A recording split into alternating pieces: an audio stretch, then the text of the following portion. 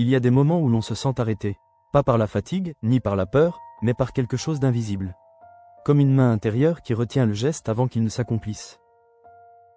Freud appelait cela l'inhibition, non pas la faiblesse, mais la force retournée contre soi. Une force qui se plie, qui s'enroule, pour empêcher le désir d'aller trop loin.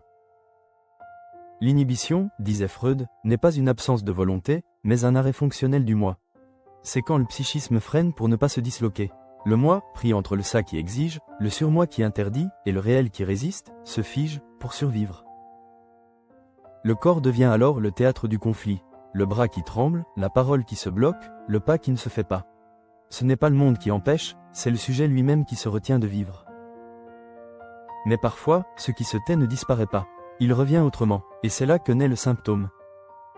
Le symptôme, pour Freud, est un compromis, une phrase du désir écrite dans le langage du corps. C'est un message codé, un aveu déguisé, un mensonge qui contient la vérité. Celui qui souffre de son symptôme croit vouloir s'en débarrasser, mais en réalité, il s'y accroche. Parce que le symptôme le relie à ce qu'il ne peut pas dire. Il est à la fois blessure et lien, douleur et protection. Et puis, il y a l'angoisse. Ce mot qu'on prononce souvent sans le comprendre. Pour Freud, elle naît quand le danger approche, quand le moi pressent qu'il va être débordé. Mais Lacan, lui, est allé plus loin. Il a vu que l'angoisse n'est pas sans objet. Ce n'est pas la peur du vide, c'est la peur de ce qui s'approche trop, de ce qui révèle. Quand l'objet du désir se montre, quand le fantasme se fissure, l'angoisse surgit. C'est le réel, soudain, qui regarde à travers la faille. Le symptôme, c'est ce qui protège du réel. L'angoisse, c'est quand cette protection cède. Là où tout vacille, quelque chose de vrai se dévoile, le visage du désir, nu, sans masque. Lacan disait, l'angoisse, c'est ce qui ne trompe pas, parce qu'elle indique la présence de l'objet A, cet objet insaisissable qui cause notre désir, et qu'on passe la vie à chercher sans jamais le trouver.